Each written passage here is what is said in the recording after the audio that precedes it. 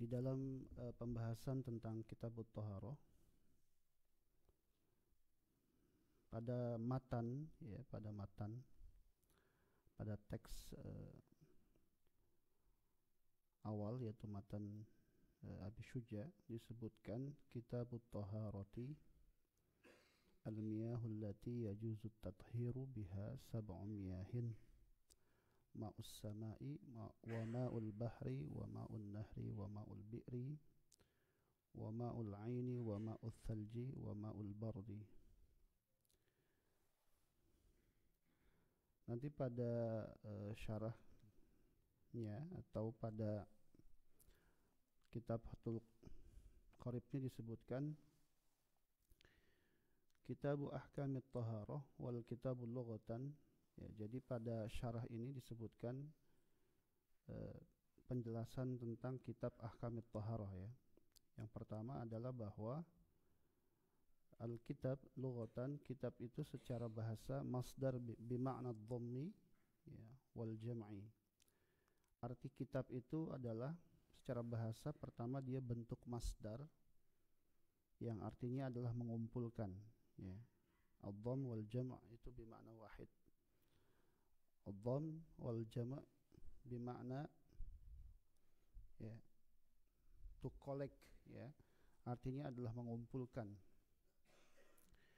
Secara istilah adalah wa istilahan ismun li jinsin minal ahkam. Adalah kata benda yang menunjukkan jenis daripada hukum-hukum. Ya, amal bab ya, fa ismun li naw'in mimma dakhala tahta dhilli al-jins. Ya. Jadi kira-kira begini, ketika disebutkan dalam satu kitab, misalkan kitab Ahkamit Thaharah ya, itu yang dimaksud kitab itu adalah yang mengumpulkan bab-bab, kira-kira begitu ya. Nanti pembahasan bab-babnya itu adalah sub daripada kitab itu sendiri atau bagian daripada kitab. Nah, apa itu thaharah? Wa thaharatu bi fathit ta. Jadi nanti di sini disebutkan ada at-thaharah, ada at-tuharah. Yang pertama dengan menggunakan fathah ta pada huruf ta, yang kedua menggunakan dhammah pada huruf ta. Jadi ada at-taharatu, ada at-tuharatu. Nah, kitab ini atau pembahasan sekarang yang kita bahas itu disebut dengan kitab Ahkamit Thaharah. Apa itu thaharah?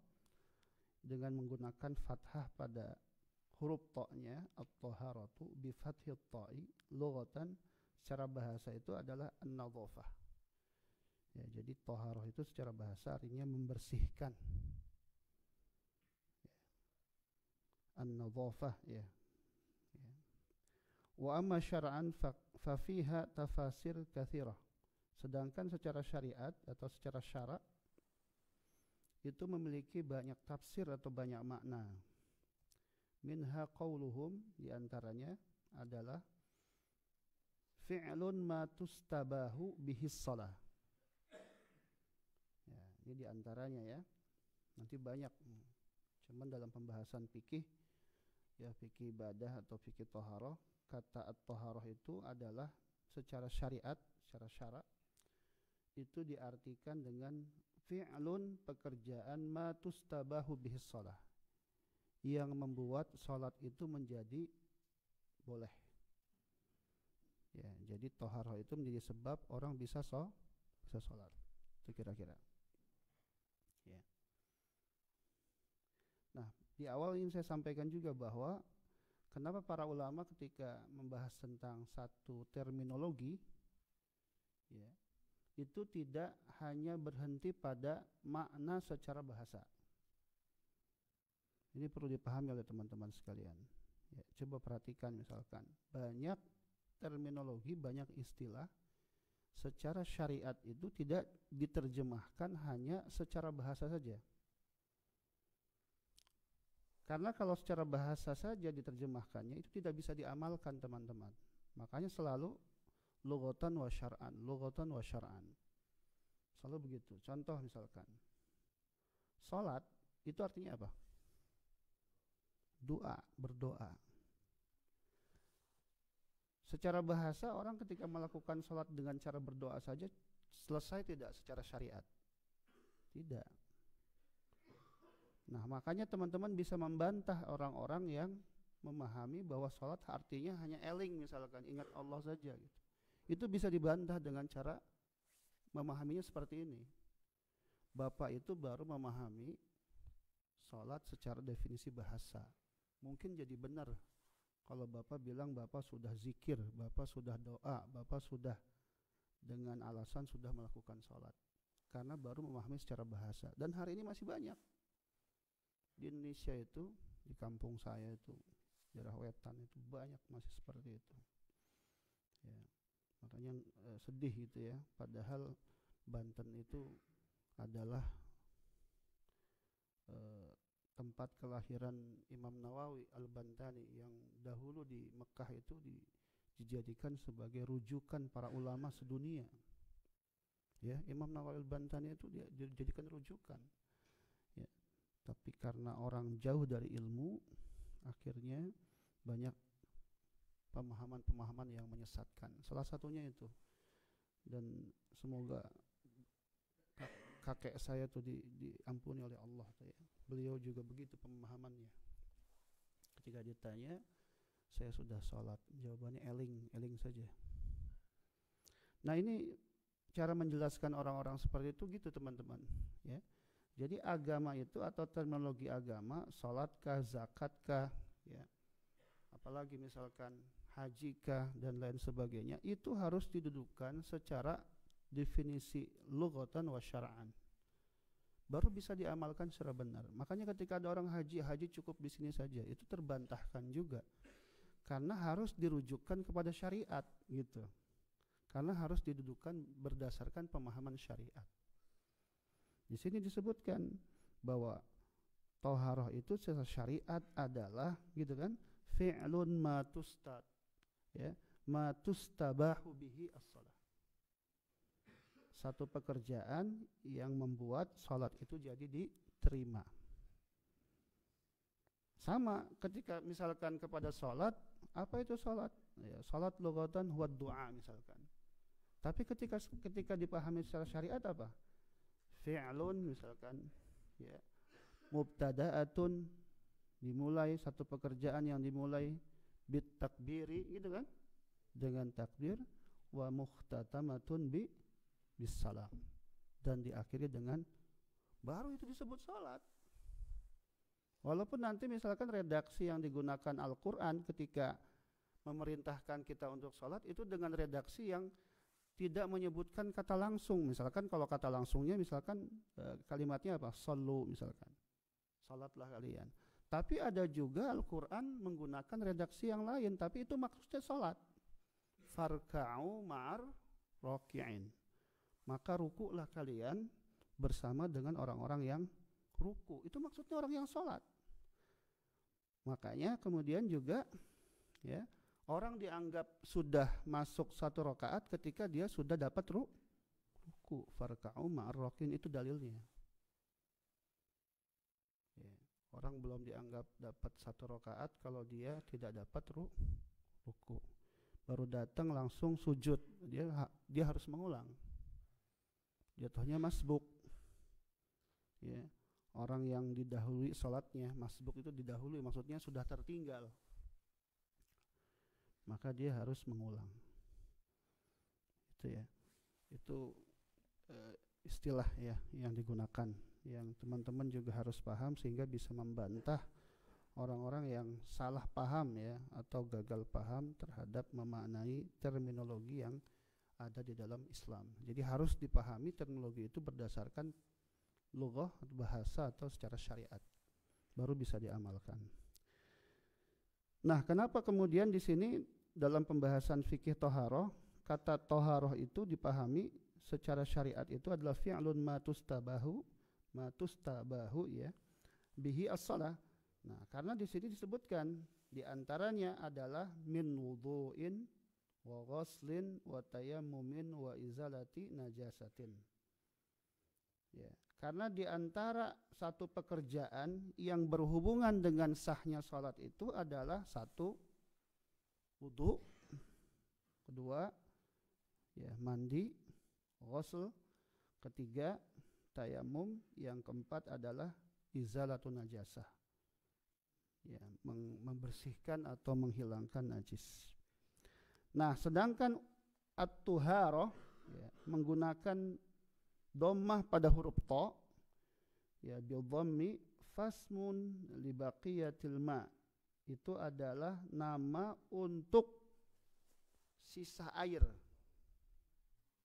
Jadi sisa air itu di dalam bahasa Arab bisa menggunakan kata at-tuharah. Ya, maksudnya ada sisa air gitu ya, yang digunakan untuk bersuci. Tuh. Ya, jadi teman-teman bisa membedakan tuh, ada at-taharah, ada at-tuharah dalam kitab Fathul Qarib ini.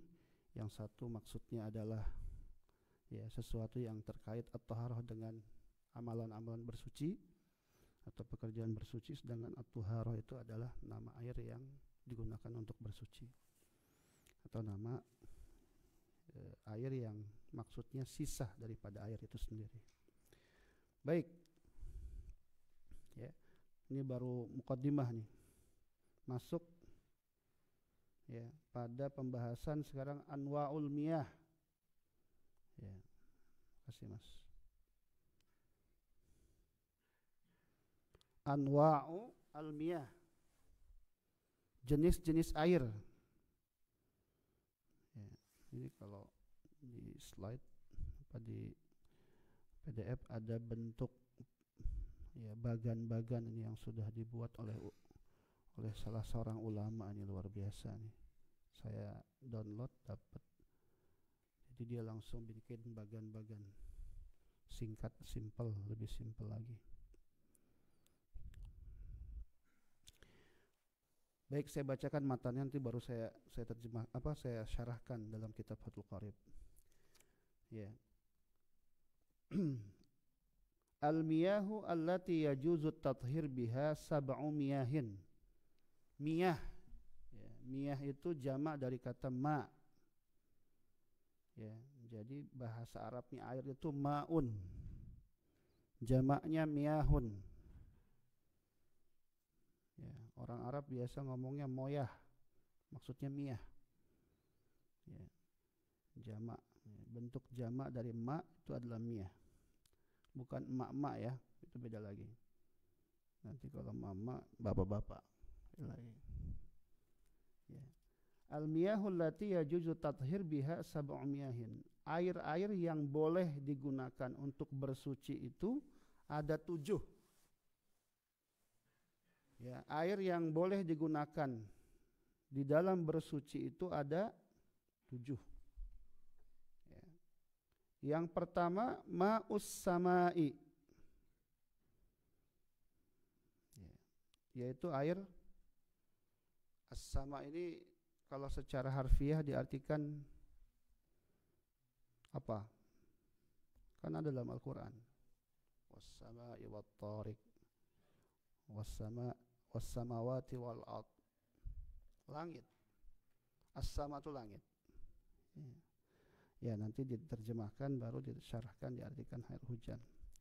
Ma'us sama, ya, yang pertama air yang berasal dari langit, kira-kira begitu ya.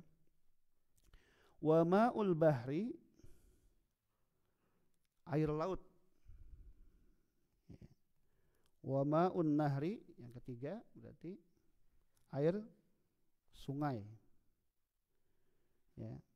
Yang keempat ma'ul bi'ri. Bi'r itu apa? Sumur, air sumur. Ma'ul aini, mata air. Ma'ul thalji, air es. Ma'ul bardi atau al-baradi, itu air yang dingin. Ya, airnya sudah dingin. Ya, jadi itu 7 semuanya. Ini bisa digunakan untuk bersuci. Ya. Bisa dipahami? Saya, insyaallah ya. Nah, dijelaskan di sini, Walamma kana al-ma'a alatun lit-taharati ya istadrada al-musannifu li anwa'il miyah ya. Air itu adalah digunakan sebagai apa? Alat untuk bersuci. Kemudian pengarang menjelaskan ada jenis-jenis air. Faqala al-miyahul lati, memulai dengan kalimat al-miyahul lati yajuzu, yang air-air yang boleh digunakan. Kata yajuzu ini dimaksud yasihhu, yang boleh, yang sah. Kalau bahasa kita tuh pakai bahasa Arab yang sudah di-Indonesiakan. Sah itu dari bahasa Arab, sahha yasihhu, sahih, bentuk masdarnya sahih, benar. Nah bahasa kita udah jadi sah gitu ya. Itu sebenarnya bahasa Arab, serapan bahasa Arab ya. At-tadhir biha sab'u miyahin, mensucikan dengan 7 ya, jenis air. Yang pertama ma'us sama. Nah, dijelaskan di sini yang dimaksud dengan ma'us sama itu adalah an-nazilu minha wa huwal matar. Baru benar. Ya. Air yang turun dari langit, yaitu adalah air hujan. Berarti air hujan tuh nanti dibahas di sini termasuk air mutlak ya, yang dia itu bisa digunakan untuk bersuci. Ya. Kalau masih kecil malah gini ya, gitu. Masih kecil tuh, biar airnya turun gitu ya ke dalam mulut. Itu yang pertama. Jadi ma'us sama di sini maksudnya an-nazilu minha wa huwal matar. Yang kedua ma'ul bahr. Ya. Ma'ul bahri apa tadi? Air laut. Ya. Ai al-milhu, air yang dia itu rasanya asin, maksudnya air laut.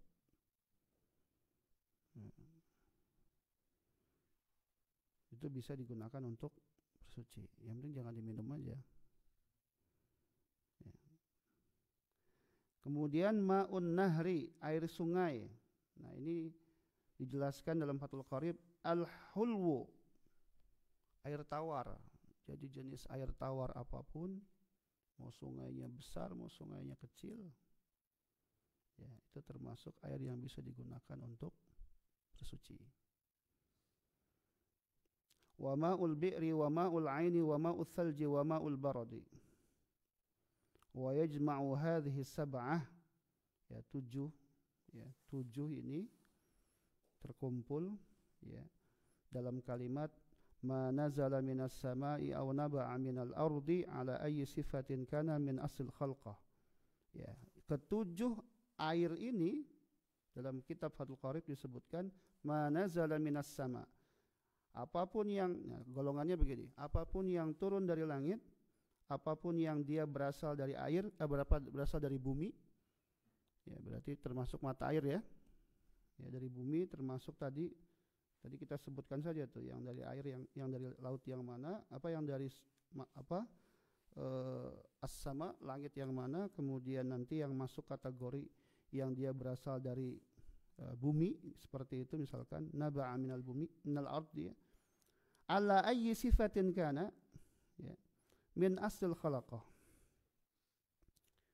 Ya, dia itu posisinya dianggap tetap sesuai dengan aslinya.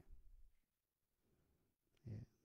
Min ay sifatin ya, bagaimanapun kondisi sifatnya ya, jadi bisa digunakan ya karena dia dianggap air yang asli ya, berasal dari ciptaan Allah langsung lah, kira-kira begitu ya. Ada 7 ya air yang bisa digunakan untuk bersuci ini. Nah, baru kemudian dalam kitab ini ya, kita nanti cukupkan pada pembahasan di sini thummal miyah ala arbati aqsam ya, jenis-jenis air. Ya, kalau tadi ada air yang bisa digunakan untuk bersuci, kemudian nanti terakhir kita bahas pada pembahasan 2. Pembahasan air ini adalah tentang jenis-jenis air, ada 4 di sini. Ya. Pada matan disebutkan thummal miyahu ala arba'ati aqsam. Kemudian air-air itu terdiri dari 4 jenis. Yang pertama tahirun mutahhirun ghairu makruhin. Wa huwal ma'al mutlaq.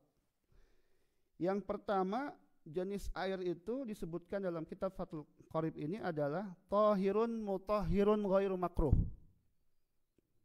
Airnya itu suci, bisa mensucikan dan dia tidak makruh. Ini yang disebut dengan air mutlak.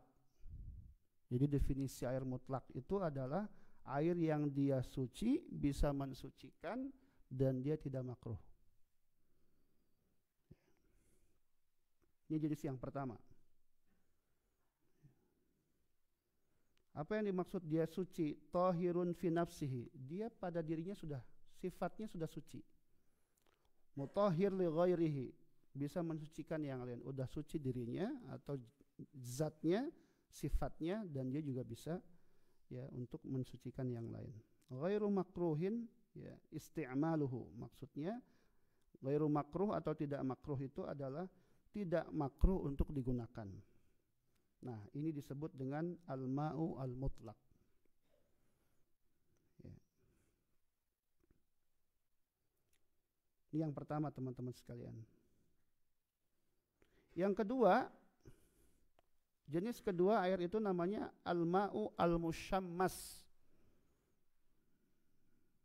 Kata musyammas itu berasal dari kata syamsun. Apa syamsun itu? Apa Samsun? Samsul Hadi apa? Syamsun itu artinya matahari. Ya. Berarti air yang dia itu sudah kena panas terik matahari. Kira-kira begitu. Nah, ini jenis air seperti apa? Tahirun, mutahhirun, makruhun isti'maluhu.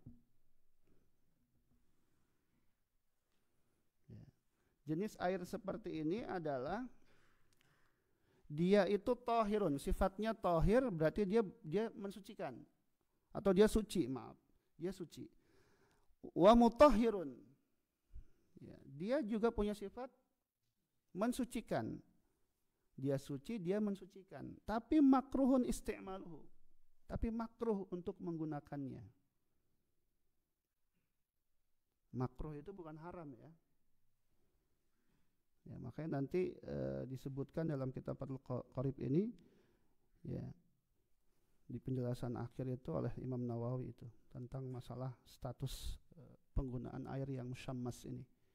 Di air yang dia itu katakan ya mungkin di zaman itu kondisinya dingin ya, tidak ada pemanas kan seperti di zaman ini gitu ya. Sehingga biar air itu bisa hangat, akhirnya diapain? Dijemur lah kira-kira begitu. Ya. Dijemur. Maka ketika dijemur, pertanyaannya boleh nggak digunakan? Ya. Penggunaannya itu sifatnya makruh saja. Kenapa makruh? Ya. Ternyata ilatnya, jadi teman-teman sekalian, hukum itu dalam satu kaidah disebutkan al-hukmu yadhurru ma'illatihi. Jadi ketetapan hukum itu menjadi halal, menjadi haram, menjadi mubah, menjadi makruh, ya, katakan seperti itu ada sebabnya. Yang disebut dalam fikih itu namanya illah. Sebabnya apa? Oh ternyata kemakruhan itu disebabkan orang kalau pakai air musyammas itu bisa kalau kena badannya jadi nggak bagus. Maksudnya ada mudarat pada badannya. Jadi pelarangan ataupun memakruhkan ya para ulama di masa itu ya termasuk mazhab Syafi'i misalkan ya memakruhkan penggunaan air yang sudah kena terik matahari untuk digunakan bersuci itu digunakan untuk taharah itu ya lantaran apa? Lantaran dia bisa membahayakan tubuh seseorang. Apalagi kalau misalkan ditaruhnya pada di sini disebutkan ya. Yang disebut air musyammas itu al-musakhan bi ta'thir syams fihi. Yang disebut air musyammas yang kena terik matahari itu adalah air yang kena dampak ya. Dia panasnya karena dampak matahari.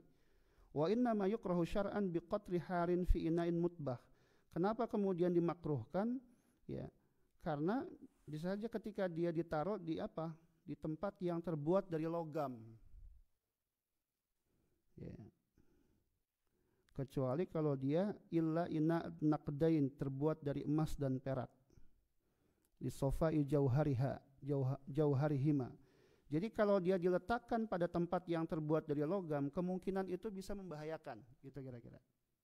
Tapi kalau dia diletakkan air itu di tempat yang terbuat wadahnya ya, wadah air itu terbuat dari emas atau perak, maka disebutkan pada kitab Fathul Qarib ini li sofai jauharihima.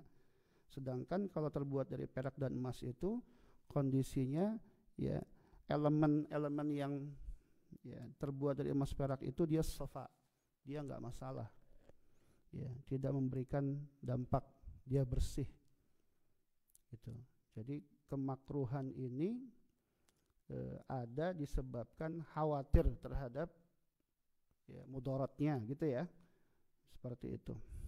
Tapi kata Imam Nawawi begini, wa idza baroda, ya, kalau misalkan air itu yang tadinya musyammas karena terik matahari, baroda, dingin, jadi dingin airnya, ya, zalat al karohah, maka hilang kemakruhannya.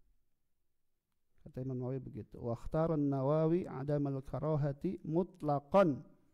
Bahkan Imam Nawawi mengatakan, ya, Imam Nawawi memilih tidak adanya kemakruhan secara mutlak. Wa yukrah aidan syadidus sukhunah wal burudah. Tapi juga tetap dimakruhkan ya penggunaan air yang dia terlalu panas atau terlalu dingin. Tadi kemakruhannya sebenarnya sebabnya karena khawatir bisa membahayakan tubuh kita. Jadi kalau air terlalu panas digunakan untuk wudu gimana itu kan? Ya, bisa ngelotok gitu. Atau terlalu dingin pun susah kan? Gak bisa.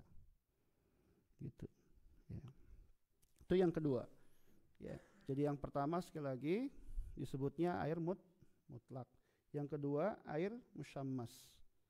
Ya, air mutlak berarti dia mutlak ya, kesuciannya dan dia juga mensucikan. Kemudian yang kedua, air musyammas itu air yang dia kena dampak terik matahari. Dia itu suci ya. Tahirun mutahhirun tapi ghair ya, tapi dia makruh dalam isti'mal. Ya, tapi makruh di dalam menggunakannya. Yang ketiga, itu ada jenis-jenis air yang disebut dengan tahirun ghairu mutahhir. Airnya suci tapi tidak mensucikan. Ya, ini yang disebut dengan air musta'mal. Air yang sudah digunakan. Jadi air musta'mal, air yang sudah digunakan. Maksudnya apa? Sudah digunakan apa? Fi raf'i hadatsin au izalati najasin in lam yataghayyar. Ya. Ya. Jadi dia itu apa?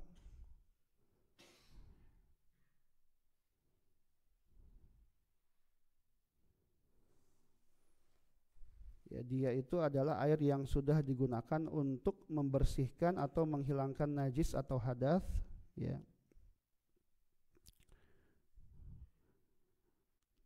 Maka disebut air apa? Air musta'mal. Nah, dalam fikih Syafi'i dia disebut tahirun ghairu mutahhir. Dia itu suci tapi tidak bisa mensucikan yang lain. Ya, karena sudah dipakai sekali lah gitu ya. Makanya salah satu penyebab mandi, nanti kita bahas itu ya, mandi janabah, mandi junub itu orang tidak boleh dalam fikih Syafi'i ya, tidak boleh langsung menggunakan sabun itu karena dikhawatirkan dia kena air musta'mal. Jadi harus rukunnya selesai dulu baru pakai sabun. Itu ya, termasuk juga di dalam membersihkan pakaian yang kena najis dalam mencuci itu. Ya. Ya. In lam yataghayyar wa lam yazid ya waznuhu ba'da infisalihi amma kana ba'da i'tibarihi ya.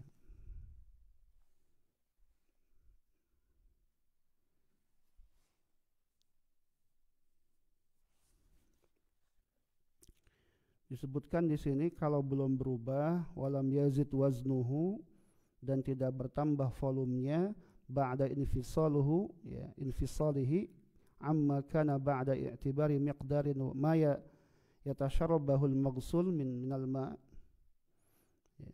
Kalau volumenya belum berubah, dia belum berubah kadarnya ya. Seperti itu ma yatasharrabahu al-maghsul minal ma ya.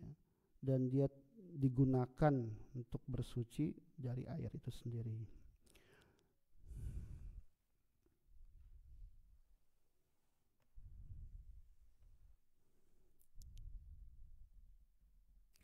Nah, kalau misalkan disebutkan di sini ya, ketika dia sudah tercampur ya,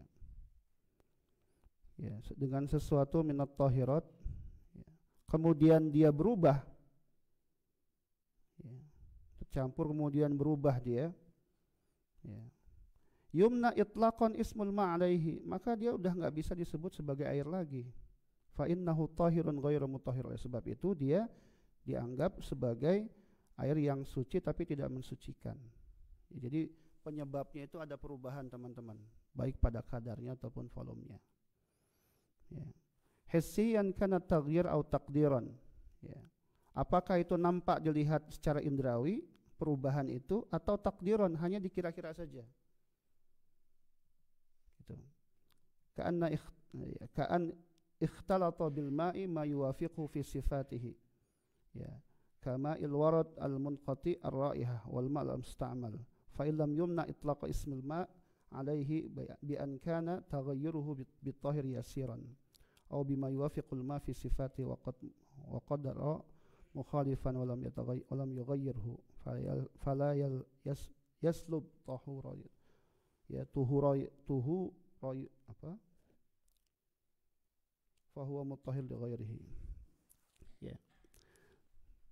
Jadi intinya adalah bahwa yang ketiga ini, pertama dia disebut air apa tadi? Air musta'mal. Yang dia itu adalah tahirun ghairu mutahhir. Dia itu mensucikan atau dia itu suci, maaf, tapi tidak bisa digunakan untuk bersuci. Lantaran apa? Karena terjadi perubahan disebabkan ada yang bercampur padanya. Itu ya. Yang keempat,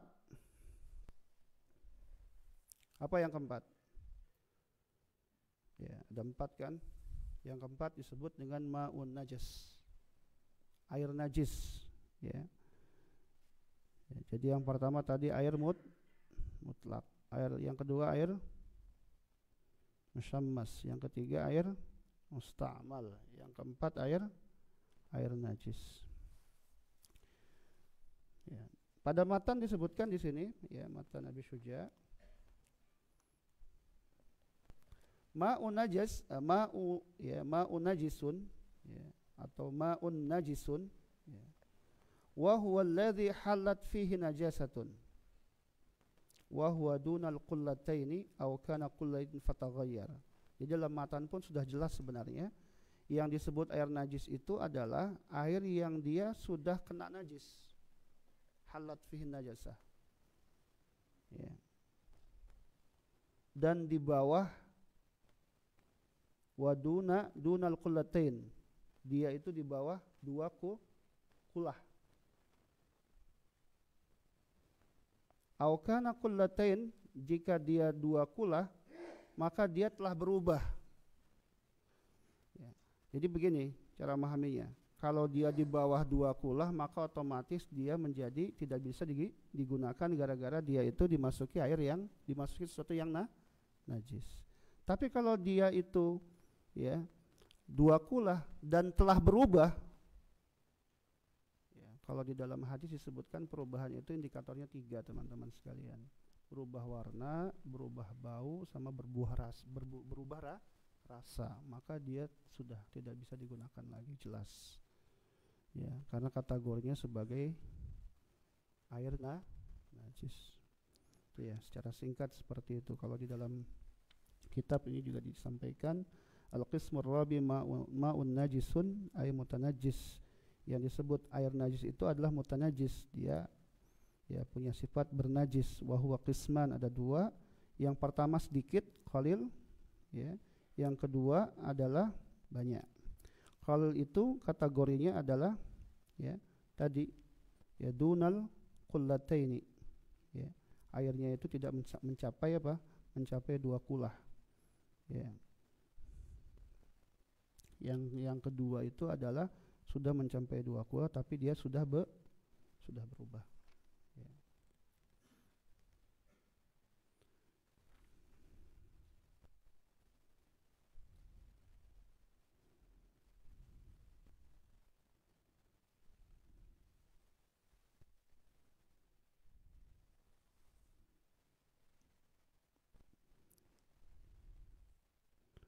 Di dalam penjelasan di sini sebutkan yang disebut dengan 2 kulah itu adalah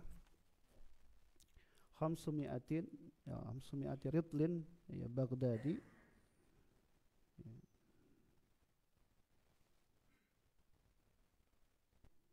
Takriban, ya ini juga perkiraan saja, itu sekitar 500 ritel, ya, ritel Baghdadi, ya. Ritel Baghdadi itu kalau menurut Imam Nawawi mi'atun wa thamaniyat, ya, wa ishrun dirhaman, ya, warba'ata asbaq dirham. Perkiraan sekitar 100, ya, 28 dirham, 4 asbaq dirham, ya. Ini perkiraan, ya, seperti itu. Ya. Saya kira cukup, ya, saya ulang sekali lagi. Yang pertama, ya, pembahasan air ini terbagi 2 hal. Yang pertama adalah beliau membahas tentang air-air apa saja yang bisa digunakan untuk bersuci. Yang pertama air dari langit atau air hujan. Yang kedua adalah air laut, kemudian air sungai, air sumur, mata air, ya, kemudian ma'u thalj itu adalah air es, yang terakhir adalah air yang dingin, ya. Umum, ya, umum, dingin itu umum. Kemudian yang kedua, ya, ngebahas tentang ada 4 jenis air, ya, saya sebutkan. Yang pertama air mutlak, ya, kita akan ulang-ulang terus teman-teman sekalian biar kita bisa memahami. Ya, ini sifatnya tahirun mutahhir ghairu makruh, ya. Air ini suci, kemudian mensucikan, dan dia tidak makruh untuk digunakan, namanya ma'ul mutlak, ya. Kemudian yang kedua, ya, air musyammas, air yang kena dampak terik matahari. Ini sifatnya apa? Tahirun mutahhirun makruhun isti'mal.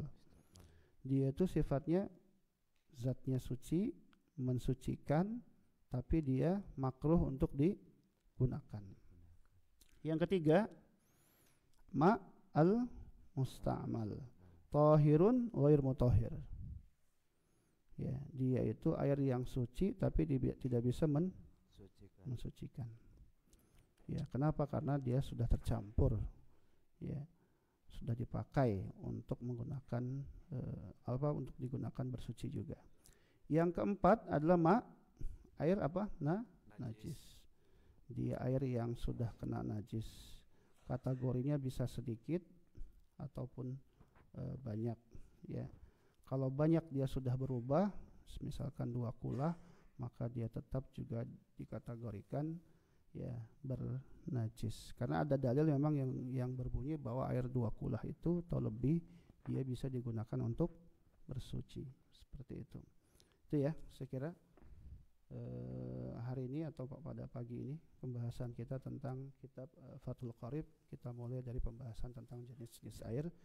Saya kira cukup. Jika ada pertanyaan silahkan disampaikan, ya, terkait dengan tema atau ada yang di luar tema juga silahkan. Jika bisa saya jawab, jika tidak jadi PR insyaallah.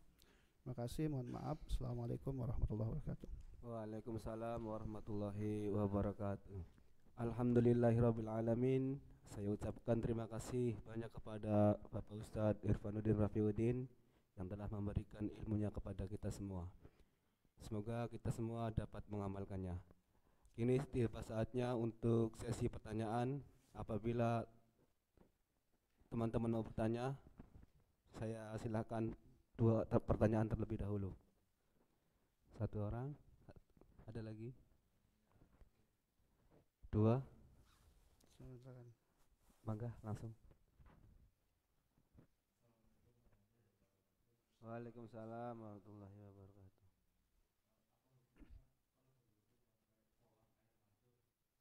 Kolam Air terjun, air mancur.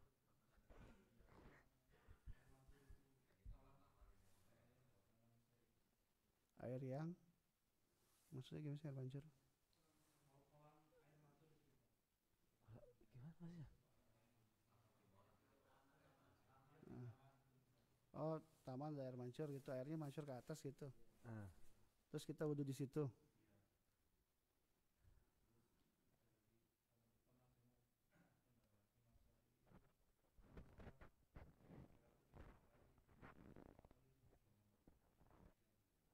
Ya. Waalaikumsalam. Silakan yang lain. Mas tadi. Waalaikumsalam warahmatullahi wabarakatuh.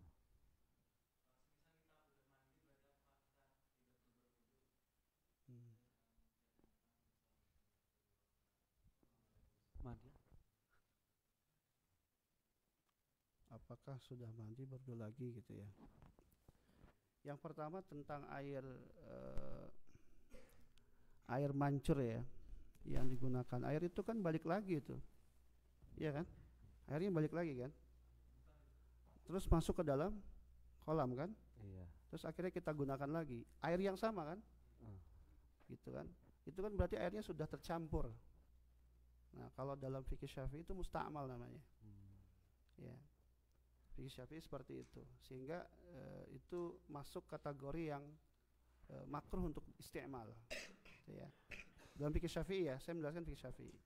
Ya, nanti kalau ketemu dalam fikih sunnah pembahasan tentang masalah ini bisa saja menemukan pendapat yang lain yang mengatakan bahwa itu boleh-boleh saja ya digunakan, karena nanti dia punya dalil juga bahwa Rasulullah SAW ya pernah menggunakan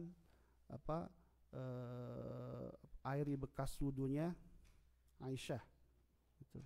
Ya, jadi itu seperti itu, ada dalil yang digunakan oleh kalangan yang membolehkan air yang sudah digunakan untuk digunakan kembali selama air itu tidak tadi berubah rasa, tidak berubah warna, tidak berubah baunya, dia bisa digunakan. Itu dalilnya seperti itu. Jadi ada perbedaan pendapat dalam masalah ini. Tapi kalau dalam fikih Syafi'i itu termasuk air musta'mal. Itu ya. Itu yang pertama. Yang kedua apa? Jadi sebenarnya gerakan itu yang tidak ada kaitan dengan sholat itu memang tidak boleh. Bahkan sekalipun diusahakan tidak dilakukan, kecuali sangat-sangat sifatnya mendesak seperti itu ya. Ya. Itu yang pertama.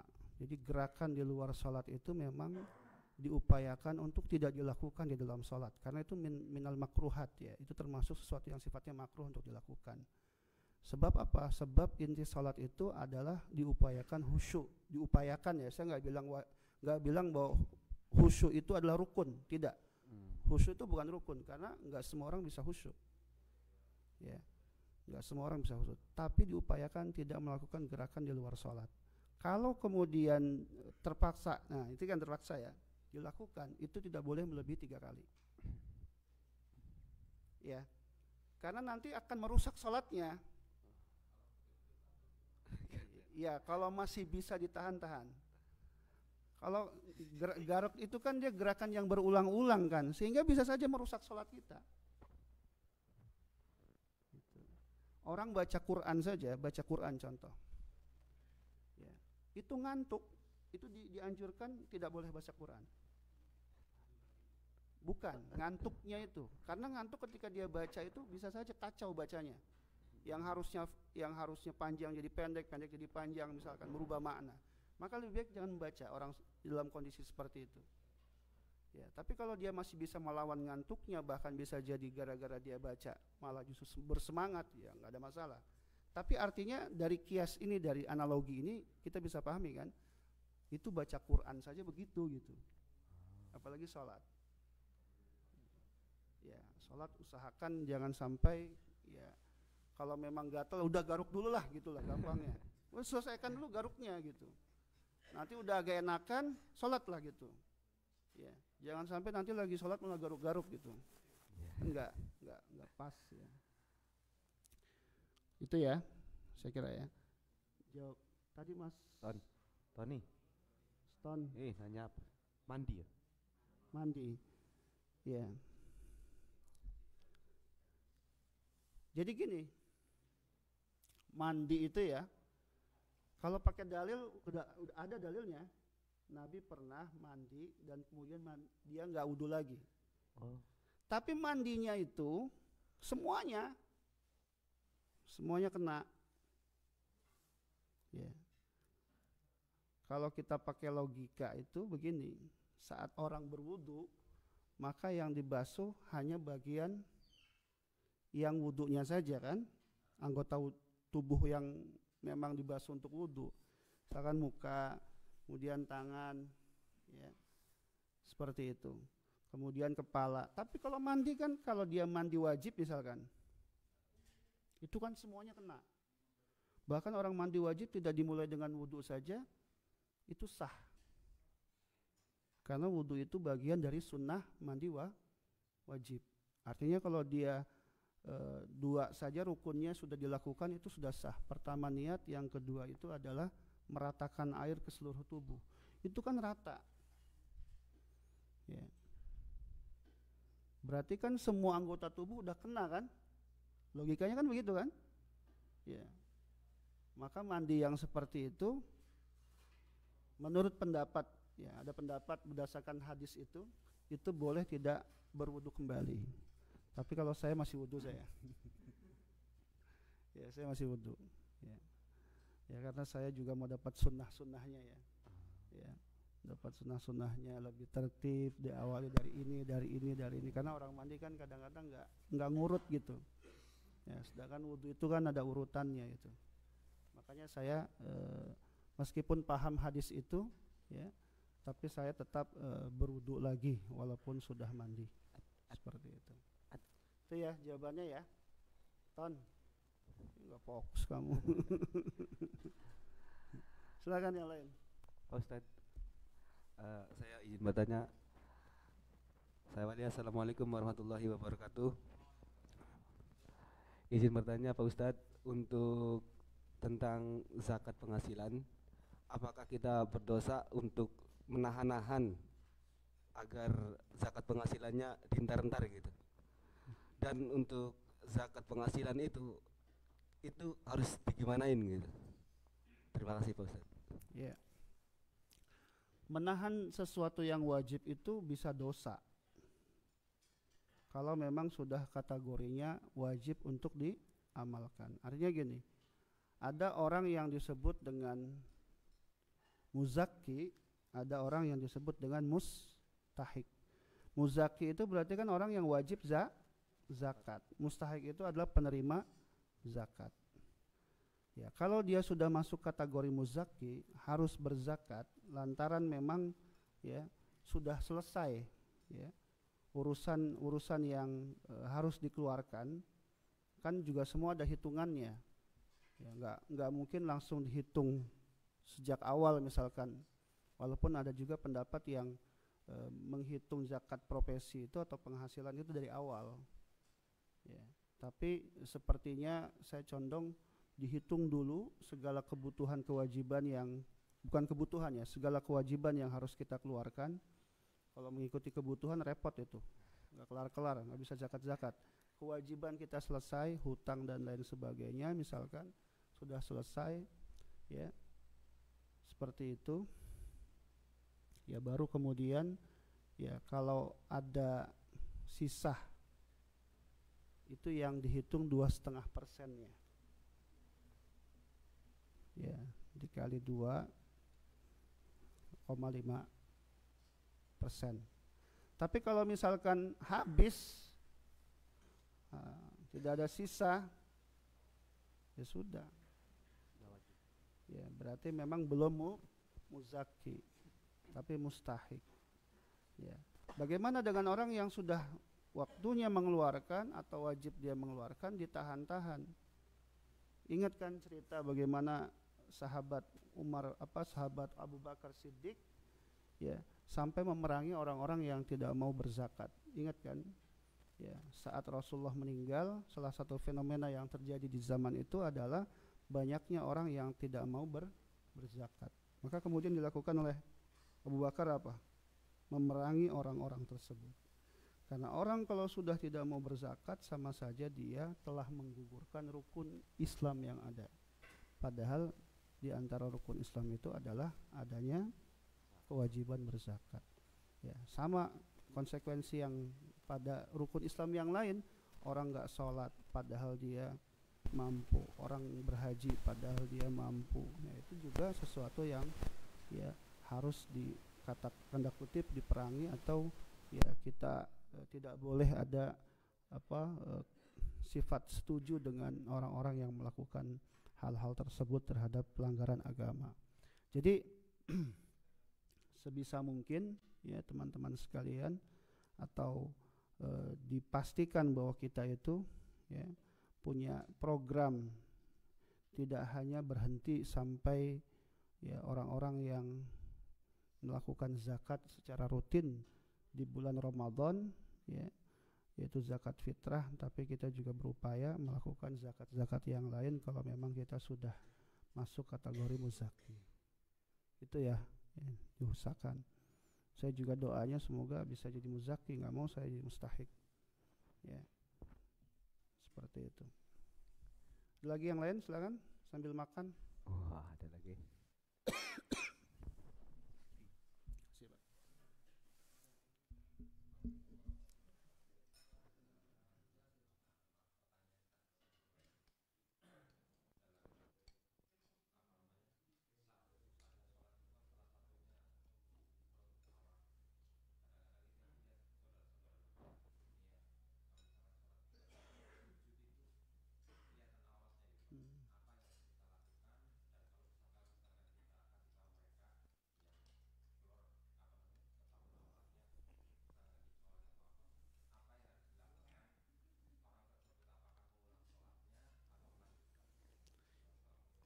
Ya, pertama adalah bahwa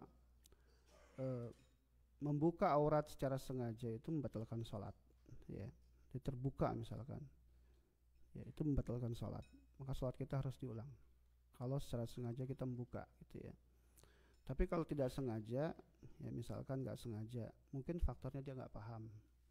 Ya, maka orang seperti itu dipahamkan tanpa harus memerintah dia untuk mengulang sholat. Ya. Kalau kemudian kita yang paham ini ingin memberikan teguran atau peringatan ataupun nasihat dan lain sebagainya biar tidak terulang, ya kita nasihati dengan cara yang baik lah ya, seperti itu. Karena mungkin juga sebagian besar yang datang ke sini ini memang orang-orang yang butuh Tuhan lah gitu ya. Kalau kita langsung skakmat, bisa-bisa kabur gitu ya. Seperti itu. Jadi kalau memang di sini ada media-media yang bisa membantu, misalkan ada sarung, ya kita minta sama orang tersebut sebelum sholat, ya pertemuan pertama kita udah kasih tahu, misalkan dia datang lagi besoknya kita ajak pakai sarung biar nggak kelihatan bagian belakangnya, ya seperti itu. Semoga itu juga jadi dakwah kita, seperti itu. Tapi prinsipnya ya tadi, ya kalau terlihat aurat sengaja itu harus diulang. Ya. Tersingkap misalkan aurat kita ketika lagi sholat itu harus diulang. Ya. Kalau kita nggak tahu, ma'fu anhu lah ya, sesuatu yang nggak tahu itu dimaafkan lah. Ya, seperti itu. Itu Mas ya. Sama-sama. Ada lagi?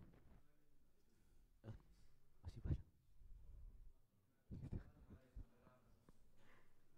banyak. Keburu dingin ya nih.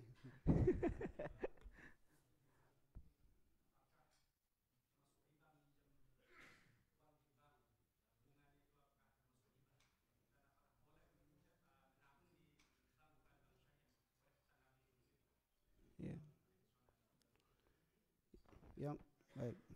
Yang pertama, hukum nabung di bank konvensional. Boleh atau tidak boleh?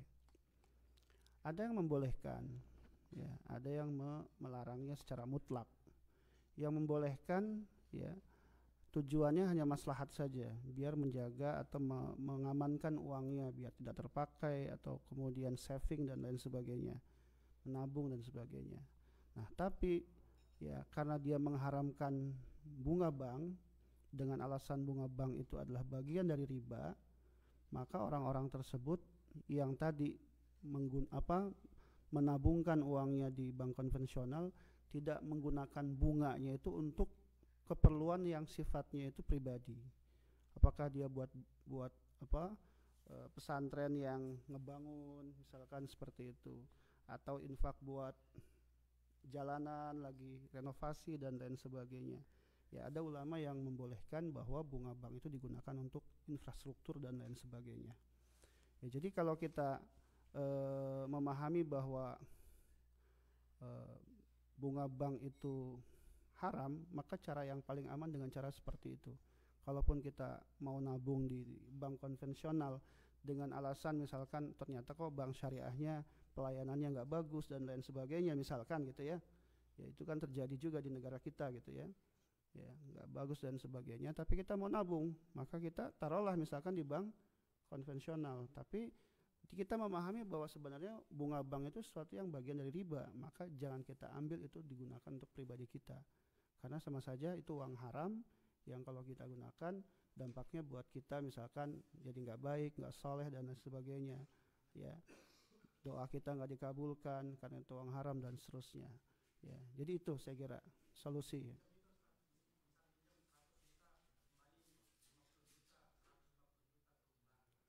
Ya, kalau kita menggunakan jasa dari bank konvensional dan kita tidak bisa membedakan mana bunga dengan mana yang bukan bunga, ini khawatir juga sebenarnya.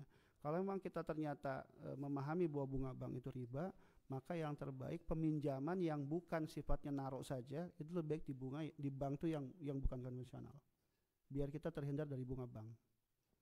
Gitu ya. Seperti itu. Ya, jadi kalau ya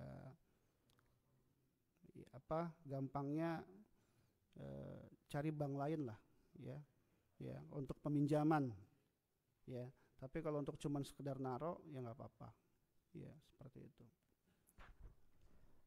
Karena memang diskusi tentang bunga bank sendiri di dalam fikih itu kan masuk fikih kontemporer ya, itu masih banyak perdebatan juga seperti itu. Ya, tapi saya cenderung mengatakan sesuai dengan pendapat Yusuf Al-Qaradawi bahwa bunga bank itu termasuk riba. Seperti itu. Wallahu a'lam bishawab. Cukup? Satu lagi? Gak apa-apa, silakan sambil makan juga apa-apa. Oh, satu lagi. Sambil Terakhir santai, ya. Sambil santai.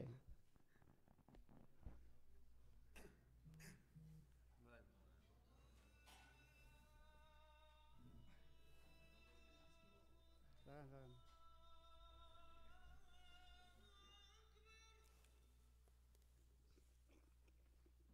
Ada pertanyaan silakan. Sambil makan aja. Bebas kok.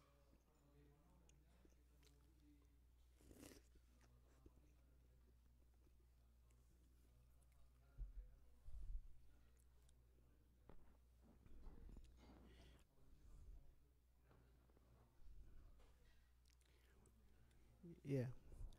Larangan berwudu di tempat yang ada toiletnya itu sebenarnya memang ada kekhawatiran tercampur dengan yang najis ya. Ilatnya itu, sebabnya itu. Sehingga kalau tercampur misalkan tempat itu jadi najis gara-gara cipratan buang air kecil kita dan lain sebagainya. Itu yang dikhawatirkan sebenarnya. Ya.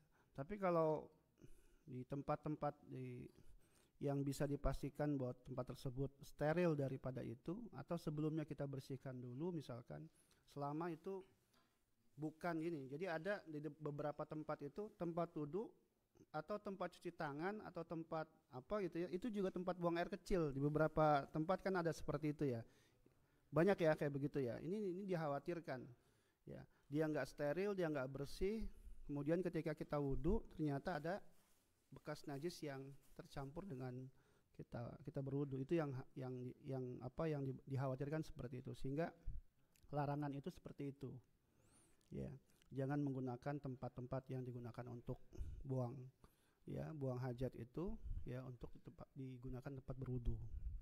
Ya. Tapi kalau tempatnya misalkan kayak di kamar mandi saya misalkan toiletnya sebelah sini atau tempat buang hajat sebelah sini, ya kerannya di sebelah sini. Ini kan agak jauh ya.